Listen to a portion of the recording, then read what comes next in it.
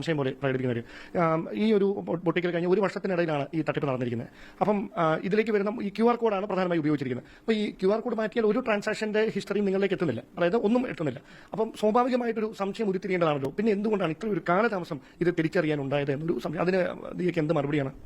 Basically ഒരു ട്രാൻസാക്ഷൻസും എനിക്ക് വന്നില്ല എന്ന് പറയാൻ പറ്റത്തില്ല. അത് ഞാൻ ഓൾറെഡി പറഞ്ഞിട്ടുണ്ടായിരുന്നു. ഈ കുഞ്ഞു കുഞ്ഞു പേയ്മെന്റ്സ് ഇല്ലേ, അതായത് 600 രൂപ 700 രൂപ അങ്ങനെയുള്ള പേയ്മെന്റ്സ് ഒക്കെ ഡെയിലി ഒരു 2-3 കസ്റ്റമേഴ്സിന്റെ കയ്യിൽ നിന്ന് ഇവർ എന്റെ QR കോഡ് തന്നെ കാണിച്ച്, അതായത് ഒറ്റയ്ക്ക് കയറി വരുന്ന കസ്റ്റമേഴ്സ് ഇല്ലേ, അവരിതുപോലെ ചെറിയ പേയ്മെന്റ് വരുന്നവർക്ക് കാണിച്ചു കൊടുക്കും. പക്ഷേ ഒരു 5-6 പേര് നിൽക്കവേ അവരാർക്കും ഈ QR കോഡ് കാണിക്കത്തില്ല. കാരണം ഒരാൾക്ക് കാണിച്ചാൽ മറ്റാൾക്ക് എന്താ കാണിക്കാത്തെന്ന് ഒരാൾ ചോദിക്കും. അതുകൊണ്ട് ഒറ്റ ആൾക്കാർ ചെറിയ പേയ്മെന്റ് ആണ് പേയ്മെന്റ്സ് അവരെനിക്ക് ഭയങ്കര ഇതായിട്ട് തരുമായിരുന്നു. അവരെനിക്ക് ഇങ്ങനെ പിച്ച തരുന്നത് പോലെ എനിക്ക് തരുമായിരുന്നു. എന്നിട്ട് ഞാൻ ഫുൾ ടൈം ഓഫ് കോഴ്സ് ഇവരെ വിശ്വാസമുള്ളതുകൊണ്ട് നമ്മൾ ആരും ഒരു വിശ്വസിക്കുന്ന ഒരു സ്ഥലത്തേക്ക് നമ്മൾ നോക്കിക്കൊണ്ടിരിക്കത്തില്ലല്ലോ. ഞാൻ ഇവർ വരുന്ന ടൈം ശ്രദ്ധിക്കുന്നുണ്ടായിരുന്നു, പോകുന്ന ശ്രദ്ധിക്കുന്നുണ്ടായിരുന്നു, പിന്നെ ഇടയ്ക്ക് ചില കസ്റ്റമേഴ്സ് വരുന്നതൊക്കെ ഞാൻ ശ്രദ്ധിക്കുന്നുണ്ടായിരുന്നു. പക്ഷേ പേയ്മെന്റ് ചെയ്യുന്ന ആ ഒരു തക്കം വരെ നമ്മളിങ്ങനെ നോക്കിയിരിക്കണമെങ്കിൽ അത് അത്രയ്ക്ക് നമ്മൾ അവിശ്വാസം ചെയ്യുന്ന ഒരാളെ ആയിരിക്കണം. എനിക്ക് അത്രയ്ക്കും ട്രസ്റ്റ് അവരുടെ മേലുണ്ടായിരുന്നു. കാരണം ഒരു വർഷമായിട്ട് അവിടെ നിൽക്കുകയല്ലേ. അത് 3 സ്ത്രീകളാണ്.